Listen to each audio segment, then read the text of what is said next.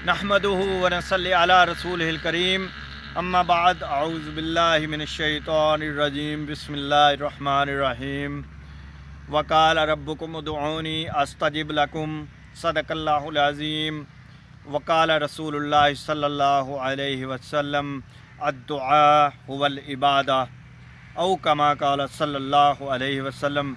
वाजिबुल एहतराम दीनी साथियों, जो आयत मुबारका मैंने आपके सामने तिलावत की है, इसका तर्जमा कुछ यूँ है। अल्लाह ताला ने इरशाद फरमाया है, और तुम अपने रब को पुकारो, तुम्हारा रब तुम्हारी दुआएं कबूल करेगा। तो दोस्तों, एक हदीस मैंने पेश किया है, उसका मफ़हूम कुछ इस तरह है। हज़ूर अकरम सल्लल्लाहु अलैहि वसल्लम ने इरशाद फरमाया कि दुआ एक इबादत है। तो अल्लाह ताला से हमें हर वक्त दुआ करनी चाहिए। दुआ एक इबादत भी है, और दुआ के ज़रिए अल्लाह ताला से हम जो दिल चाहे मांग सकते हैं। जितनी हम दुआ करेंगे अल्लाह ताला से, अल्लाह ताला उतना ही खुश होता है अपने बंदे से। और फ़रिश्तों को अल्लाह ताला इरशाद फरमाता है, देखो मेरे फ़रिश्तों, मेरा बंदा मुझसे मांग रहा है, मुझसे दुआएं मांग रहा है, मुझसे गिड़गिड़ा के मांग रहा है। तो अल्लाह ताला फ़ख्र करते हैं फ़रिश्तों में कि मेरा बंदा देखो मुझसे मांग रहा है, यानी मैं अता करने वाला हूँ। मेरे बंदे को पता है कि मेरे रब ने मुझे ये अता करना है, तो मेरा बंदा मुझसे मांग रहा है। तो दोस्तों, हम दुआओं का जो है वो ख़ास इस्तेमाल करें।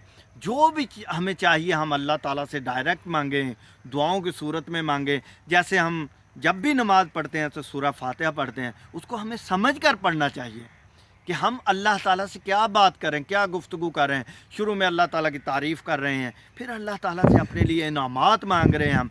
तो इसी तरह ये है कि जब भी हम दुआ मांगे अल्लाह ताला से, तो पहले अल्लाह ताला की तारीफ़ करें, बल्कि कोशिश करें अपने लिए कम मांगें और अल्लाह ताला की तारीफ़ ज़्यादा करें। इससे अल्लाह ताला बहुत खुश होते हैं। जैसा कि सूरह फातिहा में अल्हम्दुलिल्लाहि रब्बिल आलमीन, मैं तारीफ़ करता हूँ अल्लाह ताला की जो कि तमाम जहानों का पालने वाला है।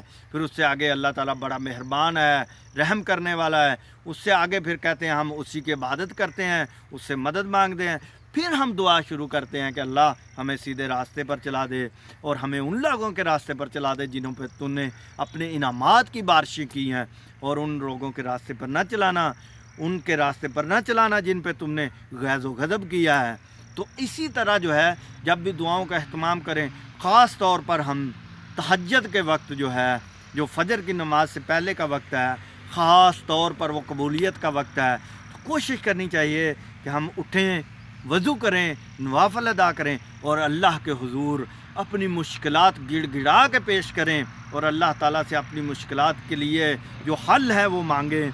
अल्लाह ताला इंशाल्लाह हमारी सारी मुश्किलें आसान कर देगा।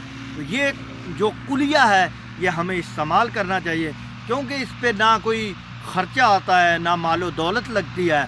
अल्लाह ताला ने आसान जो है वो हल हमें बताए हमारी ज़िंदगी के लिए, कि हम जब भी अल्लाह ताला से दुआ करें तो हम पहले अल्लाह ताला का ज़िक्र व अज़कार करें, उसकी तारीफ़ें करें, फिर अल्लाह ताला से अपने लिए मांगें, और दिल भर के मांगें। अल्लाह ताला का बहुत बड़ा दरबार है, अल्लाह ताला बेनियाज़ है हर चीज़ से।